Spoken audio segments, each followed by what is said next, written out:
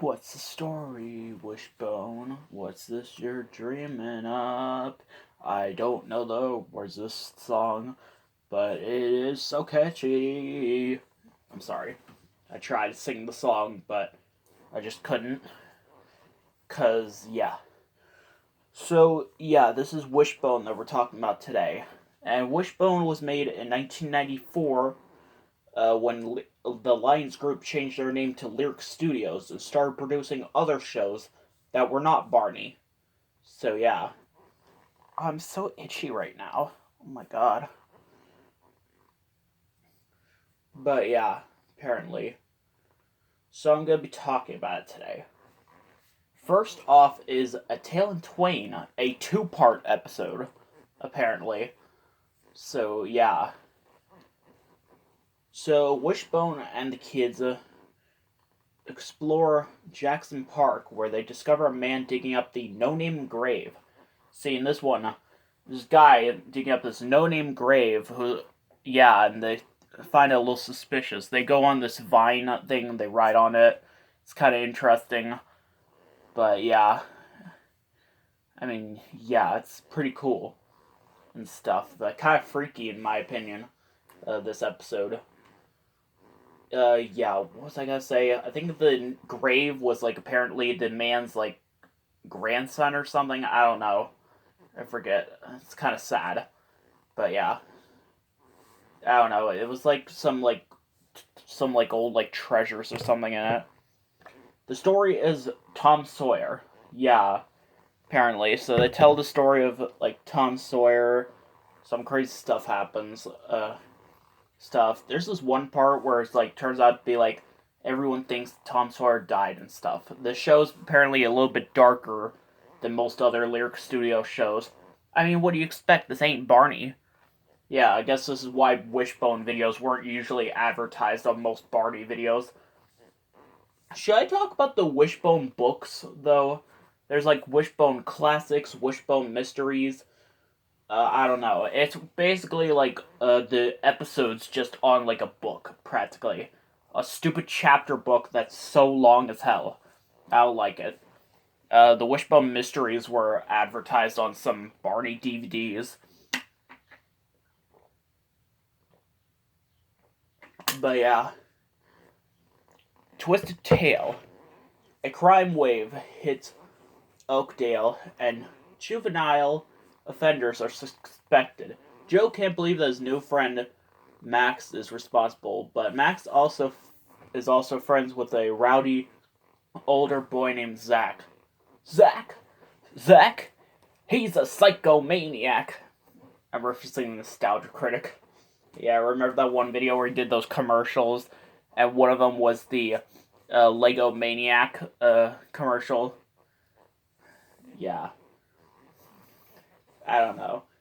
But yeah, it's crazy. It tells a story of like Oliver Twist. I forget what it's about. It's like some stupid like orphan story again. It's always like these orphan stories or something. You know, like Tom and Jerry the movie, which isn't even supposed to be about this kind of thing.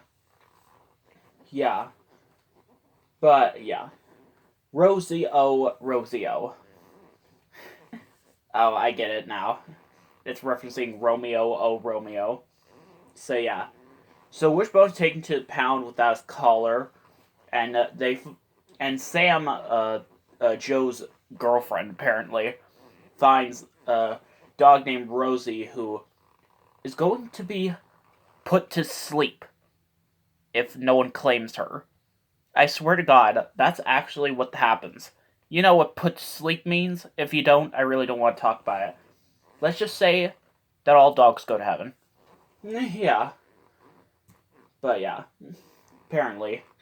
So yeah, but Sam's dad doesn't think she'll be responsible for this.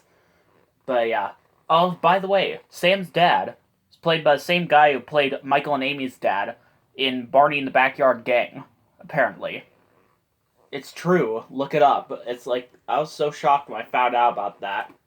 He's still very tall though. I don't know. I kind of wish this was like a Barney type spin off, apparently. like Wishbone actually would like belong to like one of the kids from the show. I don't know. I don't know. Or maybe they do a crossover. I don't know. I mean, what do you expect? A lot of shows made by the same company would always like cross over, but Lyric Studio shows never really crossed over. Actually, there was this one crossover with like Barney and a whole bunch of other shows not made by Lyric Studios. Kids for Character. I should probably do a review on that someday. Or did I already talk about that in my Barney Memories video? I don't know. But yeah, they tell the story of Romeo and Juliet. Oh god.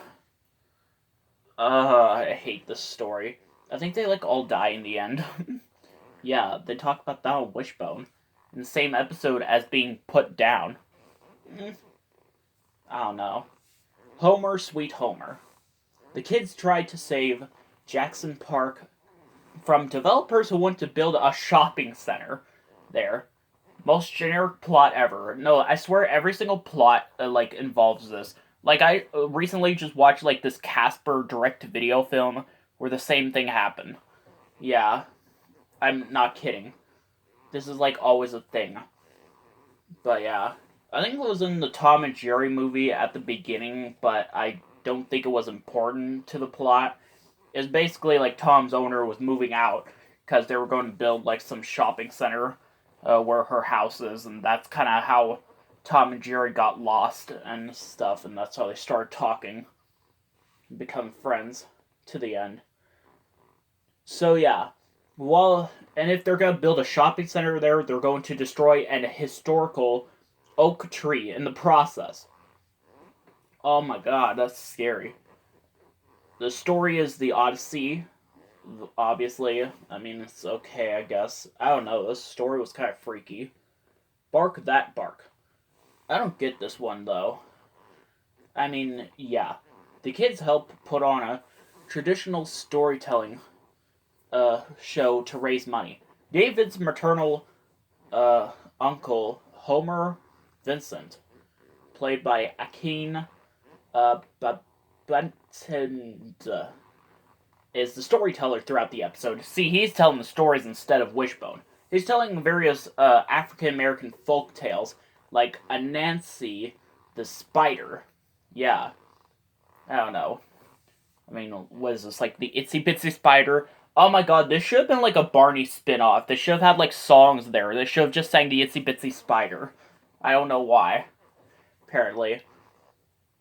But yeah, and the other one is a story called The People Who Could Fly. The People Could Fly. You mean who could fly? I don't know.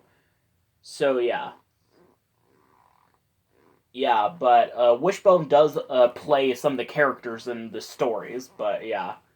Meanwhile, David overloads on responsibilities and refuses to ask for help. Oh my god. Which causes them to literally blow up in his face. Yeah, and that's not a metaphor. They literally blow up in his face. I think. Yeah, I get it. Mm-hmm. If you don't know what I'm referencing, just watch all my other videos. I don't know. Cyranos. The kids struggle over a challenging poetry assignment. Poetry? That's stupid. That they have to do for an English class. David is especially perplexed by it, but Wanda helps him out secretly. I barely remember David. I only remember Joe and Sam, though. Also, Joe is so much younger in this season. But yeah. Also, by the way, this season lasted like 40 episodes. And yeah, and they took a short hiatus before season 2 began. Mostly because of that, Joe's voice sounds way deeper in that season. It's kind of hot. I'm sorry.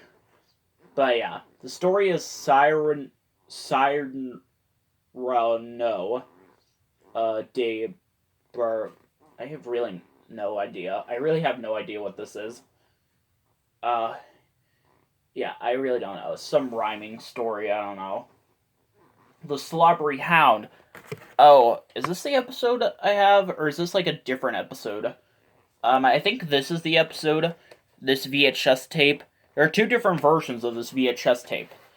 One is called one made by Polygram Video. Kind of ironic, because Polygram made Barney's Great Adventure, which was another Lyric Studios, like, movie thing. And yeah, in this version by Lyric Studios. I don't know if this is the same one, but, like, the same episode, but yeah. This one's actually kind of rare, though. It has the same previews as another Wishbone video called, I forget the name. I guess we'll talk about that later. But yeah. Lyric Studios Wishbone tapes are actually pretty easy to find on eBay and Amazon, but this one, I don't know, I think this one's a little harder to find, mostly because it's, mostly because there's, like, 2 different versions of this, like I said earlier.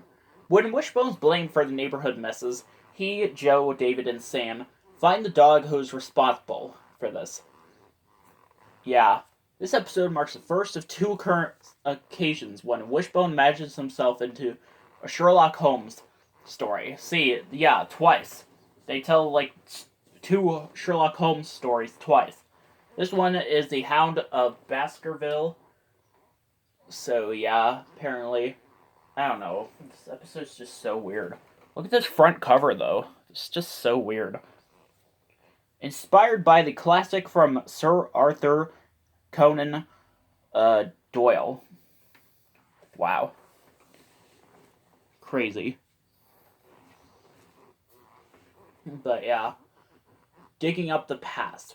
See, there's this woman named Dr. Thelma Brown who has lived in Joe's house when she was very little.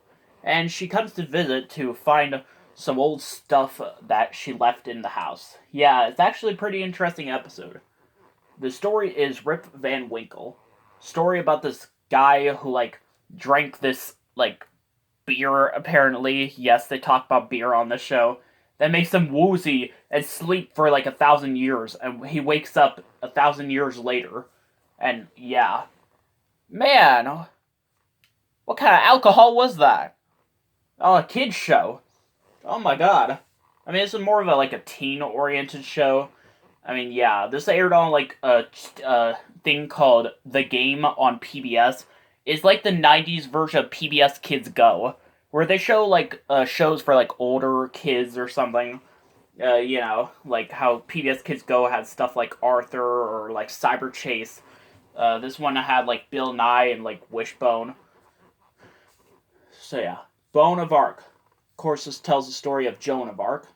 Sam joins the boys' soccer team. That's not a good description. I don't want this to be like my Dragon Tales memories again. Okay? But yeah. I don't know. I'd have to check out this episode again.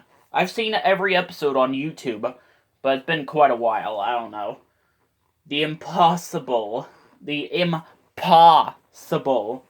dream. Don Quixote. That's what they tell the story. That's the story they tell. Joe aspires to make it into the Encyclopedia of World Records. Oh, just like the One Eye Carly episode. Great. For making the most free throws ever recorded. But his rival DeMont Jones, oh god, this guy, he sets himself against Joe, intending to beat the record himself. Like before, DeMont sounds very young in this episode. His voice sounds very higher in this episode, but in season 2, he got deep. His voice got deep. Puberty. That's what season 2 was all about. Yeah, I think even David had the same thing happen. But yeah, I think that's it for now.